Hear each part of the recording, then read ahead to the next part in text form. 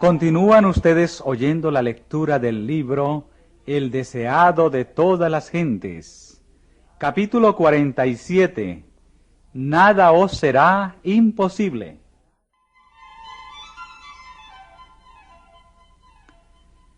Después de haber pasado toda la noche en el monte, a la salida del sol Jesús y sus discípulos descendieron a la llanura. Absortos en sus pensamientos, los discípulos marchaban asombrados y en silencio. Pedro mismo no tenía una palabra que decir. Gustosamente habrían permanecido en aquel santo lugar que había sido tocado por la luz del cielo, y donde el Hijo de Dios había manifestado su gloria. Pero había que trabajar para el pueblo, que ya estaba buscando a Jesús desde lejos y cerca.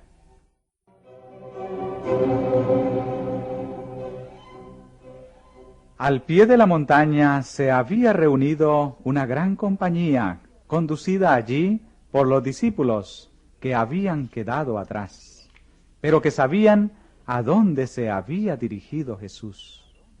Al acercarse el Salvador, encargó a sus 3 compañeros que guardasen silencio acerca de lo que habían presenciado, diciendo: no digáis a nadie la visión, hasta que el Hijo del Hombre resucite de los muertos. La revelación hecha a los discípulos había de ser meditada en su corazón y no divulgada. El relatarla a las multitudes no habría hecho sino excitar el ridículo o la ociosa admiración, y ni aun los 9 apóstoles iban a comprender la escena hasta después que Cristo hubiese resucitado de los muertos. Cuán lento de comprensión eran los mismos 3 discípulos favorecidos puede verse en el hecho de que, a pesar de todo lo que Cristo había dicho acerca de lo que le esperaba, se preguntaban entre sí lo que significaría el resucitar de entre los muertos. Sin embargo, no pidieron explicación a Jesús. Sus palabras acerca del futuro los habían llenado de tristeza. No buscaron otra revelación concerniente a aquello que preferían creer que nunca acontecería.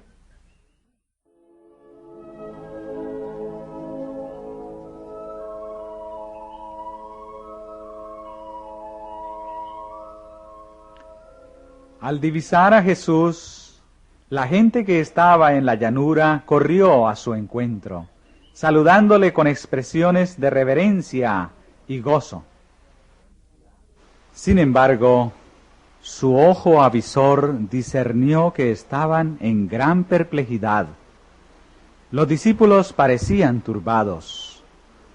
Acababa de ocurrir una circunstancia que les había ocasionado amargo chasco y humillación.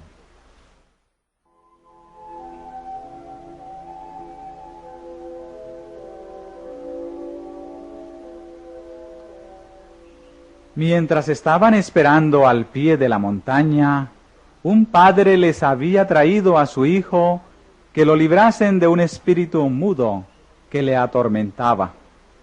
Cuando Jesús mandó a los 12 a predicar por Galilea, les había conferido autoridad sobre los espíritus inmundos para poder echarlos. Mientras conservaron firme su fe, los malos espíritus habían obedecido sus palabras.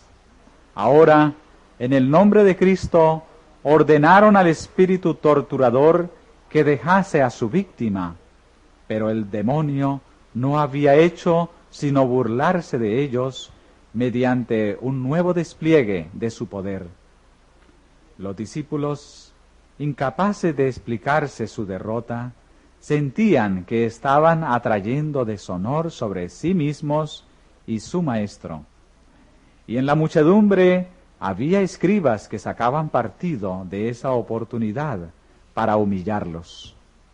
Agolpándose en derredor de los discípulos, los acosaban con preguntas, tratando de demostrar que ellos y su maestro eran impostores. Allí había un espíritu malo que ni los discípulos ni Cristo mismo podrían vencer, declararon triunfalmente los rabinos. La gente se inclinaba a concordar con los escribas y dominaba a la muchedumbre un sentimiento de desprecio y burla.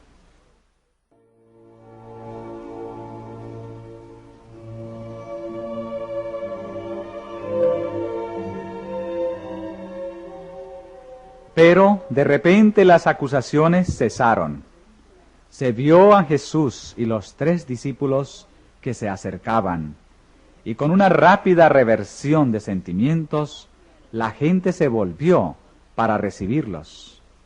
La noche de comunión con la gloria celestial había dejado su rastro sobre el Salvador y sus compañeros.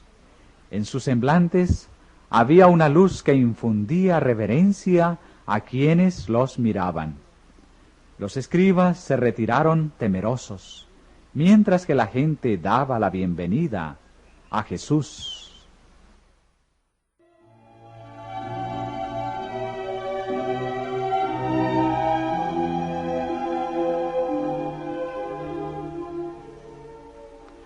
Como si hubiese presenciado todo lo que había ocurrido, el Salvador vino a la escena del conflicto y, fijando su mirada en los escribas, preguntó: ¿qué disputáis con ellos?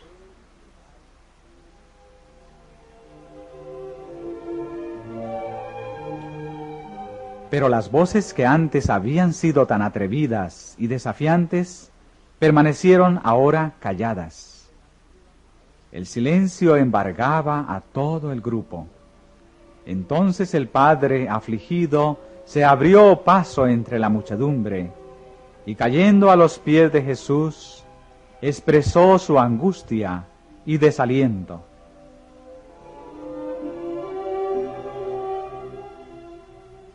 Maestro, dijo, traje a ti mi hijo, que tiene un espíritu mudo, el cual, donde quiera que le toma, le despedaza.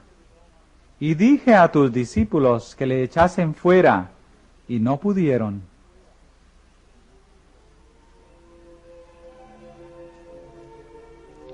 Jesús miró en derredor suyo la multitud despavorida, a los cavilosos escribas, a los perplejos discípulos. Vio incredulidad en todo corazón, y con voz llena de tristeza exclamó: «Oh generación infiel, ¿hasta cuándo estaré con vosotros? ¿Hasta cuándo os tengo de sufrir?» Luego ordenó al padre angustiado: «Trae tu hijo acá».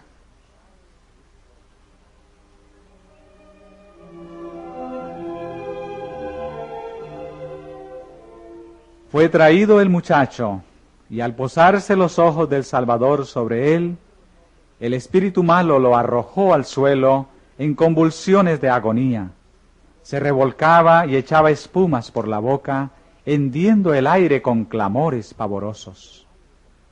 El príncipe de la vida y el príncipe de las potestades de las tinieblas habían vuelto a encontrarse en el campo de batalla. Cristo, en cumplimiento de su misión de pregonar a los cautivos libertad y para poner en libertad a los quebrantados. Satanás, tratando de retener a su víctima bajo su dominio. Invisibles, los ángeles de luz y las huestes de los malos ángeles se cernían cerca del lugar para contemplar el conflicto. Por un momento, Jesús permitió al mal espíritu que manifestase su poder, a fin de que los espectadores comprendiesen el libramiento que se iba a producir.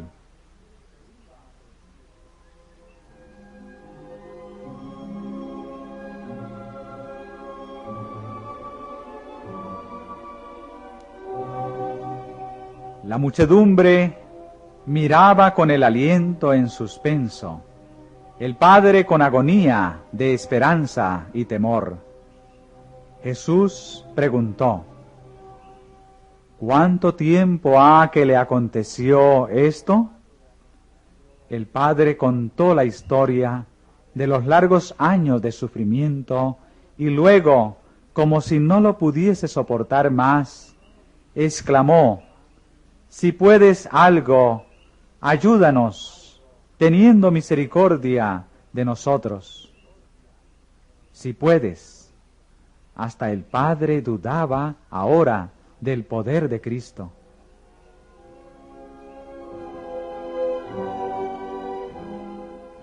Jesús respondió: si puedes creer, al que cree todo es posible.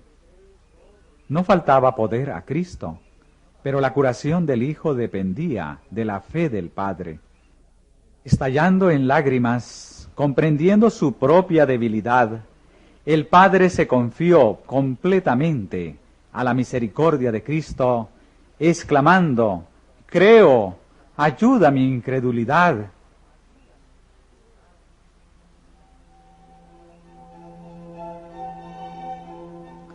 Jesús se volvió hacia el enfermo y dijo: espíritu mudo y sordo, yo te mando, sal de él y no entres más en él. Se oyó un clamor y se produjo una lucha intensísima. El demonio, al salir, parecía estar por quitar la vida a su víctima.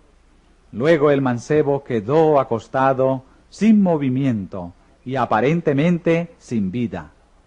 La multitud murmuró: está muerto.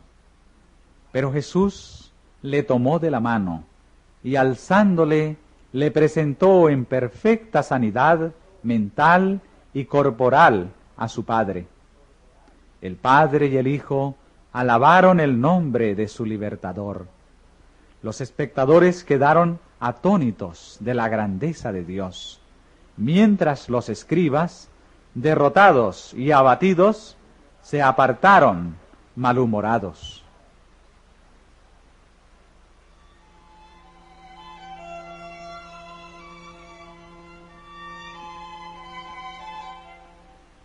Si puedes algo, ayúdanos, teniendo misericordia de nosotros.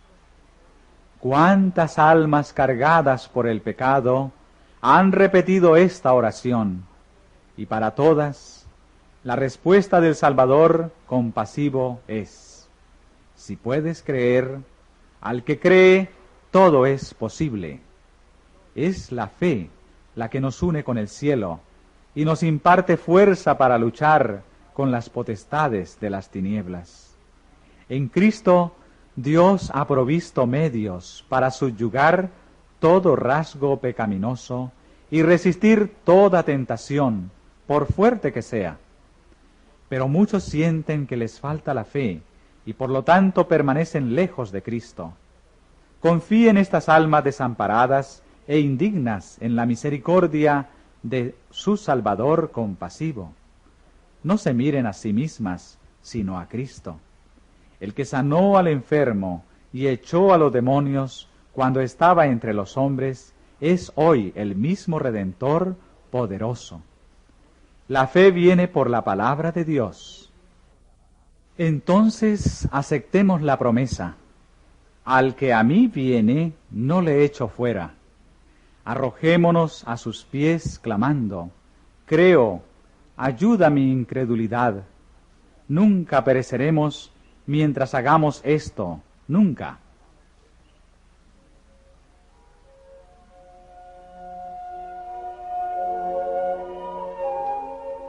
En corto tiempo, los discípulos favorecidos habían contemplado los extremos de la gloria y de la humillación.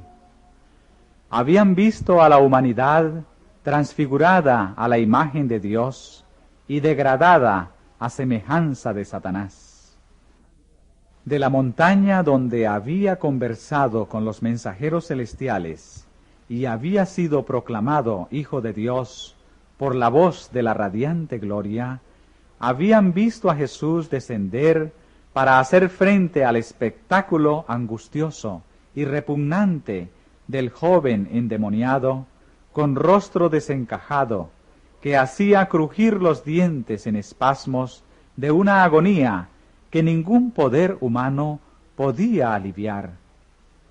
Y este poderoso Redentor, que tan solo unas horas antes estuvo glorificado delante de sus discípulos asombrados, se inclinó para levantar a la víctima de Satanás de la tierra donde se revolcaba y devolverla sana de mente y cuerpo a su Padre y a su hogar.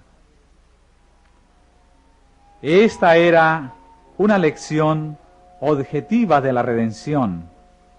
El ser divino procedente de la gloria del Padre se detenía para salvar a los perdidos. Representaba también la misión de los discípulos. La vida de los siervos de Cristo no ha de pasarse solo en la cumbre de la montaña con Jesús, en horas de iluminación espiritual. Tienen trabajo que hacer en la llanura. Las almas que Satanás ha esclavizado están esperando la palabra de fe y oración que las liberte.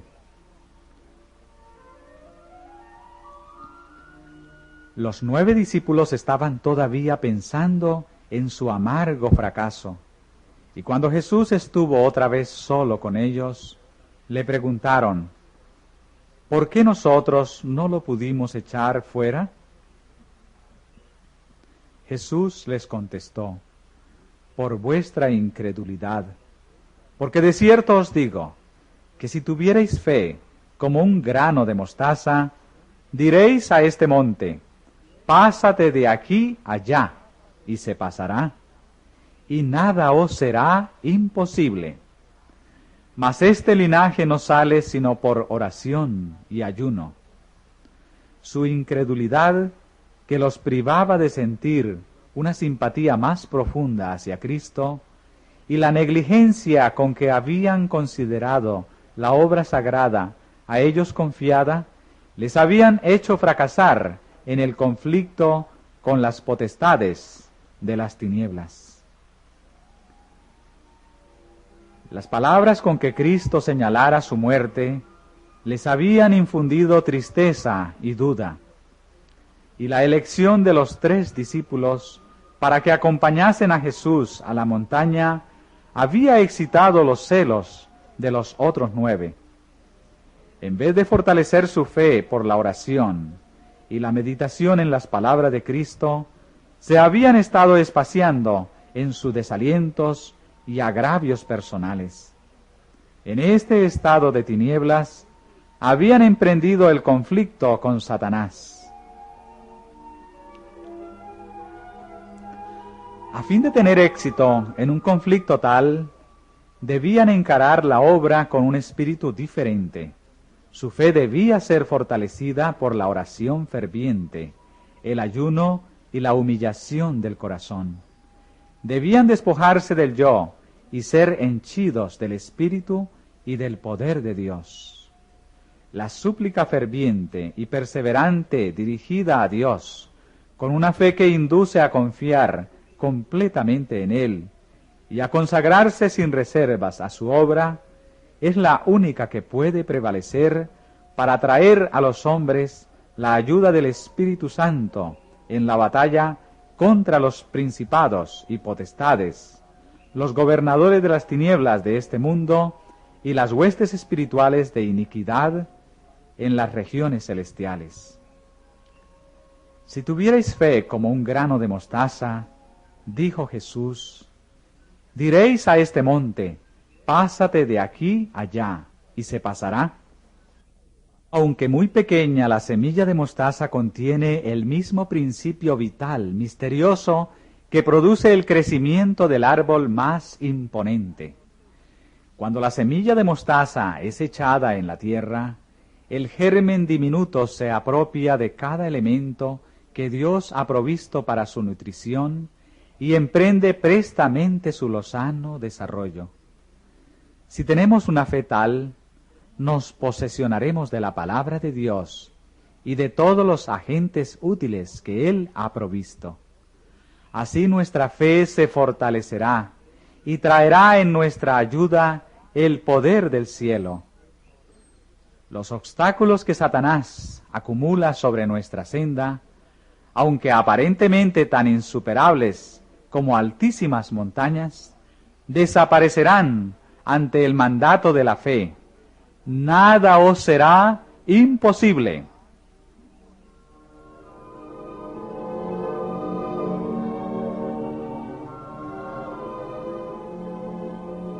Este capítulo está basado en Mateo 17, 9 al 21, Marcos 9, 9 al 29 y Lucas 9, versículos 37